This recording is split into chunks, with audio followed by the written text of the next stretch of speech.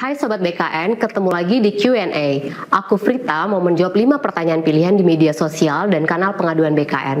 Langsung aja aku bacain ya. Pertanyaan pertama, izin bertanya mengenai pencantuman gelar akademik. Kenapa saat ini sudah tidak ada SK-nya dari BKN? Terima kasih. Ya benar. Mulai 1 Juli 2025, BKN sudah tidak mengeluarkan produk surat pencantuman gelar. Hal ini sejalan dengan program percepatan layanan kepegawaian BKN. Tapi perlu diingat, setiap usulan harus melalui instansi yang ditandai adanya tanda tangan elektronik pejabat berwenang. Sehingga pencantuman gelar yang disetujui usulannya oleh BKN secara otomatis masuk ke riwayat pendidikan dan PNS yang diusulkan pencantuman gelar tinggal melakukan pengecekan melalui riwayat pendidikan pada akun MyASN. Lanjut ke pertanyaan berikutnya. Selamat sore Min, izin bertanya. Untuk melacak berkas usulan sudah sampai di mana itu? Apakah ada atau tidak ya? Jadi perlu diketahui bahwa seluruh proses layanan ASN sudah dilakukan melalui satu platform yang terintegrasi antara BKN dan seluruh instansi. Ada menu SIASN untuk proses penetapan usulan secara teknis dan tersedia juga menu monitoring layanan atau MOLA yang dapat dimanfaatkan untuk memantau perkembangan usul Sobat BKN. Setelah selesai diproses, perubahan status atau datanya dapat dicek pada akun MyASN kalian. Kita beralih ke pertanyaan ketiga. Mohon tanya Bapak, saya pensiunan guru SMP tahun 2022.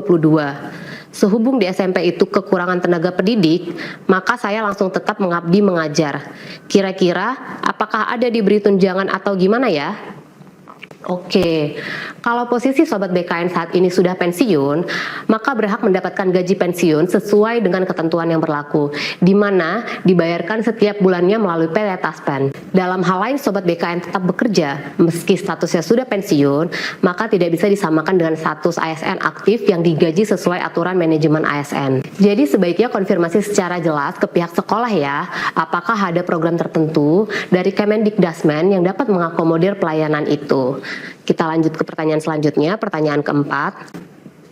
Assalamualaikum, izin bertanya apakah pengajuan usul pemakaian gelar sertifikasi profesi bisa diajukan? Karena saya pernah ajukan tapi ditolak karena sertifikasinya katanya pakai masa berlaku. Makasih. Untuk sertifikasi profesi tidak mengenal masa berlaku ya, tapi jangan sampai keliru membedakan antara sertifikat profesi dan sertifikat kompetensi, karena kedua hal tersebut tidak sama. Sertifikat profesi misalnya insinyur dan bisa diajukan sebagai pencantuman gelar profesi, sementara sertifikat kompetensi bisa diperoleh misalnya dalam pelatihan atau diklat dan tidak masuk kategori gelar profesi.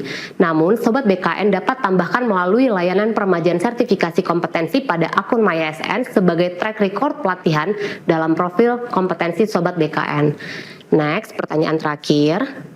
Mohon penjelasan penyesuaian ijazah PNS dengan jabatan Satuan Polisi Pamong Praja dengan kualifikasi pendidikan SMK, tetapi mempunyai ijazah S1 Farmasi Kesehatan. Apakah bisa disesuaikan?